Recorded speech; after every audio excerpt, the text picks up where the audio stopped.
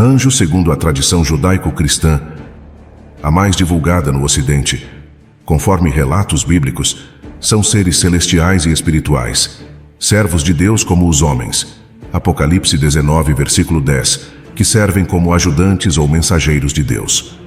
Os anjos geralmente são representados tendo asas, uma auréola e têm uma beleza delicada, emanando forte brilho. Por vezes são representados como uma criança, por sua inocência e virtude. Os relatos bíblicos e cristãos contam que os anjos muitas vezes foram autores de fenômenos milagrosos, e a crença corrente nesta tradição é que uma de suas missões é ajudar a humanidade em seu processo de aproximação a Deus. Os anjos são ainda figuras importantes em muitas outras tradições religiosas do passado e do presente, e o nome de anjo é dado indistintamente a todas as classes de seres celestes. Acompanhe comigo aqui este tema incrível e curioso a respeito dos anjos de Deus. Vamos mergulhar agora em um profundo conhecimento sobre quem são e suas hierarquias. Lembre-se que o conteúdo que aqui está contido é baseado em tudo que já foi reunido de conhecimento sobre o tema. Saiba que nós ainda estamos na superfície de todo o conhecimento. Os muçulmanos, zoroastrianos, espíritas, hindus e budistas, todos aceitam como fato sua existência, dando-lhes variados nomes, mas às vezes são descritos como tendo características e funções bem diferentes daquelas apontadas pela tradição judaico-cristã. Esta mesma, apresentando contradições e inconsistências de acordo com os vários autores que se ocuparam deste tema. Além disso, a cultura popular em vários países do mundo deu origem a um copioso folclore sobre os anjos, que muitas vezes se afasta bastante da descrição mantida pelos credos institucionalizados dessas regiões. Antes da tradição judaico-cristã, no mundo grego, a deusa Níce e os deuses Eros e Tânato também eram representados em forma humana com asas. No cristianismo, os anjos foram estudados de acordo com diversos sistemas de classificação em coros ou hierarquias angélicas. A mais influente de tais classificações foi estabelecida pelo pseudo-Dionísio, o Areopagita, entre os séculos IV e V, em seu livro De Coeleste e Hierarquia. A fonte primária ao estudo dos anjos são as citações bíblicas, como quando 3 anjos apareceram a Abraão em Gênesis 6. Versículo 1. Embora existam apenas sugestões ambíguas para a construção de um sistema, como se ele tivesse se desenvolvido em tempos posteriores. Isaías fala de serafins. Isaías 6, 2. Outro anjo acompanhou Tobias.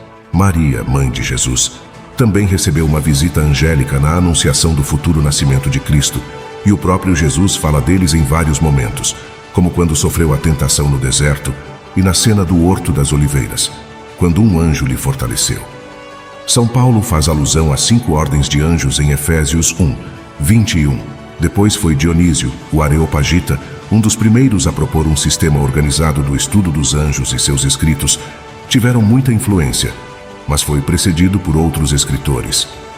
Na Idade Média surgiram muitos outros esquemas, alguns baseados no de Dionísio, outros independentes, sugerindo uma hierarquia bastante diferente. Alguns autores acreditavam que apenas os anjos de classes inferiores interferiam nos assuntos humanos. As classificações propostas na Idade Média são as seguintes: serafins, querubins, éons, hostes, potestades, autoridades, principados, tronos, arcanjos, anjos, dominações. Hierarquia angelical. As 3 tríades. De todas estas ordenações, a mais corrente, derivada do pseudo-Dionísio e de Tomás de Aquino, divide os anjos em 9 coros, agrupados em 3 tríades. Primeira tríade. A primeira tríade é composta pelos anjos mais próximos de Deus, que desempenham suas funções diante do Pai. Serafins. O nome serafim vem do hebreu saraf e do grego seraf, que significam abrasar, queimar, consumir. Também foram chamados de ardentes ou de serpentes de fogo. É a ordem mais elevada da esfera mais alta. São os anjos mais próximos de Deus e emanam a essência divina em mais alto grau. Assistem antes o trono de Deus. E é seu privilégio estar unido a Deus de maneira mais íntima. E são descritos em Isaías como cantando perpetuamente o louvor de Deus e tendo 6 asas. O Dionísio diz que sua natureza ígnea espelha a exuberância de sua atividade perpétua e infatigável, e sua capacidade de inflamar os anjos inferiores no cumprimento dos desígnios divinos, purificando-os com seu fogo e iluminando suas inteligências, destruindo toda sombra. Pico della Mirandola fala deles em sua oração sobre a dignidade do homem como incandescentes do fogo da caridade e modelos da mais alta aspiração humana. Querubins. Do hebreu queruvim. Os querubins são seres misteriosos, descritos tanto no cristianismo como em tradições mais antigas, às vezes mostrando formas híbridas de homem e animal. Os povos da Mesopotâmia tinham o nome carabu e suas variantes para denominar seres fantásticos, com forma de touro alado de face humana. E a palavra significa em algumas daquelas línguas poderosas, em outras, abençoadas. No Gênesis aparece um querubim como guardião do Jardim do Éden, expulsando Adão e Eva após o pecado original. Gênesis 3, 23 e 24. Ezequiel os descreve como guardiões do trono de Deus e diz que o ruflar de suas asas enchia todo o templo da divindade e se parecia com o som de vozes humanas. A cada um estava ligada uma roda e se moviam em todas as direções sem se voltar, pois possuíam 4 faces. Leão. O leão sempre foi reconhecido como forte, feroz, majestoso. Ele é o rei dos animais e essa face simboliza então sua força. Touro. O touro é reconhecido como um animal que trabalha pacientemente para seu dono. Ele é forte. Águia. Como um anjo, este pássaro voa acima das tempestades, enquanto abaixo delas existem tristezas, perigos e angústias. Um pássaro ligeiro e poderoso, elegante, incansável. Homem. Esta face fala da mente, razão, afeições e todas as coisas que envolvem a natureza humana. Isso, para alguns estudiosos, significa que eles, assim como os homens, possuem o livre-arbítrio. E eram inteiramente cobertos de olhos, significando a sua onisciência. Ezequiel 10. Mas as imagens dos querubins que Moisés colocou sobre a Arca da Aliança tinham forma humana, embora com asas. Êxodo 25, 10, 21. Êxodo 37, 7, 9. Os querubins, para alguns teólogos, ocupam o topo da hierarquia, pois alguns não consideram os serafins como anjos, uma vez que a palavra hebraica para anjo é malak, mensageiro. E da mesma forma no grego, anjo é angelos, mensageiro também. E estas figuras aladas que aparecem na Bíblia apenas em Isaías capítulo 6, onde exaltam a Deus, mas não comunicam mensagens ao profeta. São Jerônimo e Santo Agostinho interpretam seu nome como plenitude de sabedoria e ciência. São representados muitas vezes como crianças pequenas dotadas de asas, chamados putti, meninos, em italiano. Têm o poder de conhecer e contemplar a Deus, e serem receptivos ao mais alto dom da luz e da verdade, a beleza e a sabedoria divinas em sua primeira manifestação. Estão cheios do amor divino e o derramam sobre os níveis abaixo deles. Satanás é descrito como o querubim ungido, sendo chamado antes pelo nome de Lúcifer ou Belial, tronos ou ofanins. Os tronos têm seu nome derivado do grego tronos, que significa anciãos. São chamados também de erelins ou ofanins, ou algumas vezes de sedes dei, trono de Deus. E são identificados com os 24 anciãos que perpetuamente se prostram diante de Deus e a seus pés lançam suas coroas. Apocalipse 11, 16, 17. São os símbolos da autoridade divina e da humildade, e da perfeita pureza, livre de toda contaminação. Segunda tríade. A segunda tríade é composta pelos príncipes da corte celestial. As dominações ou domínios têm a função de regular as atividades dos anjos inferiores, distribuem para outros anjos as funções e seus mistérios, e presidem os destinos das nações. Crê-se que as dominações possuam uma forma humana alada de beleza inefável, e são descritos portando orbes de luz e cetros indicativos de seu poder de governo. Sua liderança também é afirmada na tradução do termo grego Kyriotes, que significa Senhor, aplicado a esta classe de seres. São anjos que auxiliam nas emergências ou conflitos que devem ser resolvidos logo. Também atuam como elementos de integração entre os mundos materiais e espirituais, embora raramente entrem em contato com as pessoas. Virtudes. As virtudes são os responsáveis pela manutenção do curso dos astros para que a ordem do universo seja preservada.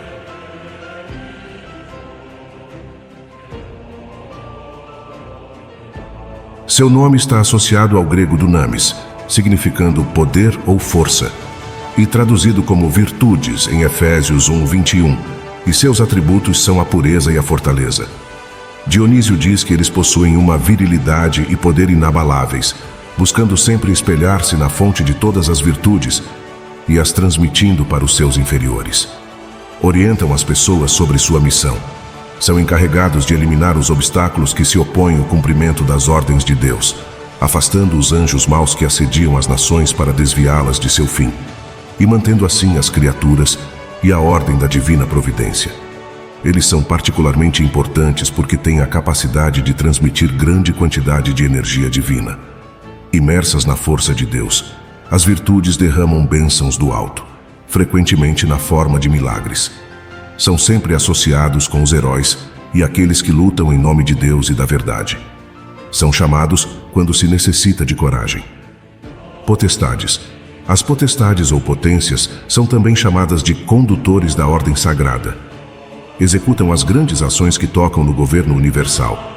Eles são os portadores da consciência de toda a humanidade, os encarregados da sua história e de sua memória coletiva, estando relacionados com o pensamento superior, ideais, ética, religião e filosofia, além da política em seu sentido abstrato. Também são descritos como anjos guerreiros completamente fiéis a Deus. Seus atributos de organizadores e agentes do intelecto iluminado são enfatizados pelo Dionísio, e acrescenta que sua autoridade é baseada no espelhamento da ordem divina e não na tirania. Eles têm a capacidade de absorver e armazenar e transmitir o poder do plano divino. Os anjos do nascimento e da morte pertencem a essa categoria. São também os guardiões dos animais. Terceira tríade. A terceira tríade é composta pelos anjos ministrantes, que são encarregados dos caminhos das nações e dos homens e estão mais intimamente ligados ao mundo material. Principados. Os principados, do latim principatus, são os anjos encarregados de receber as ordens das dominações e potestades e transmiti-las para os reinos inferiores, e sua posição é representada simbolicamente pela coroa e cetro que usam. Guardam as cidades e os países, protegem também a fauna e a flora. Como seu nome indica, estão revestidos de uma autoridade especial. São os que presidem os reinos, as províncias e as dioceses, e velam pelo cultivo de sementes boas no campo das ideologias, da arte e da ciência. Arcanjo. O nome de arcanjo vem do grego, arcângelos, que significa anjo principal ou chefe, pela combinação de archo, o primeiro ou principal governante, que quer dizer mensageiro. Este título é mencionado no Novo Testamento por 2 vezes, e a esta ordem pertencem os únicos anjos, cujos nomes são conhecidos através da Bíblia: Miguel, Rafael e Gabriel. Miguel é especificamente citado como o arcanjo, ao passo que, embora se presuma pela tradição que Gabriel também seja um arcanjo, não há referências sólidas a respeito. Rafael descreve a si mesmo como um dos 7 que estão diante do Senhor, em Tobias 12:15, uma classe de seres mencionada também, Apocalipse 1:4. Considerado verdadeiro somente pela Igreja Ortodoxa da Etiópia, o livro de Enoque fala de mais 4 arcanjos: Uriel, Ituriel, Amitiel e Samuel, responsáveis pela vigilância universal durante o período dos Nefilim, os anjos caídos. Contudo, em outras fontes apócrifas, estes são por vezes chamados de querubins. A Igreja Ortodoxa faz de Uriel um arcanjo e o festeja com Rafael, Gabriel e Miguel na festa de Miguel e os outros poderes incorpóreos, em 21 de novembro. Seu caráter de mensageiros ou intermediários é assinalada pelo seu papel de elo entre os principados e os anjos, interpretando e iluminando as ordens superiores para seus subordinados, além de inspirar misticamente as mentes e corações humanos para a execução de atos de acordo com a vontade divina. Atuam assim como arautos dos desígnios divinos, tanto para os anjos como para os homens, como foi no caso de Gabriel, na Anunciação a Maria. trazendo a mensagem de que seria mãe mesmo sendo virgem. A cultura popular faz deles protetores dos bons relacionamentos, da sabedoria e dos estudos, e guerreiros contra as ações do diabo. Anjos. Os anjos são os seres angélicos mais próximos do reino humano, o último degrau da hierarquia angélica acima descrita e pertencentes à sua terceira tríade. A tradição hebraica, de onde nasceu a Bíblia, está cheia de alusões a seres celestiais identificados como anjos e que, ocasionalmente, aparecem para os seres humanos trazendo ordens divinas. São citados em vários textos místicos judeus, especialmente nos ligados à tradição Merkabá. Na Bíblia, são chamados de mensageiros de Deus. São dotados de vários poderes supernaturais, como o de se tornar invisíveis e invisíveis à vontade, voar, operar milagres diversos e consumir sacrifícios com seu toque de fogo. Feitos de luz e fogo. Jó 15:15. Salmo 104, versículo 4. Sua aparição é imediatamente reconhecida como de origem divina também por sua extraordinária beleza. Anjos da guarda. Dentre os anjos da tradição cristã está o tipo do anjo da guarda. E ao anjo da guarda, como o nome diz, é confiada individualmente cada pessoa ao nascer, protegendo-a do mal até onde a ordem divina o permita, fortalecendo corpo e alma e inspirando-a à prática das boas ações. O anjo do Senhor. Na Bíblia, sobretudo no Antigo Testamento, há várias menções à aparição do anjo do Senhor. A expressão anjo do Senhor causa curiosidade por tratar-se não apenas de mais um anjo, e sim de um anjo específico, considerando a antecedência do artigo definido, ó.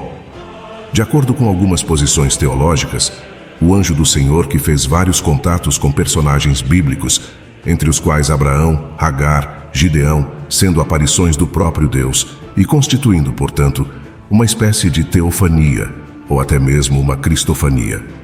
Também é conhecido como anjo da presença, embora este termo tenha, em certas filosofias, um significado bem específico.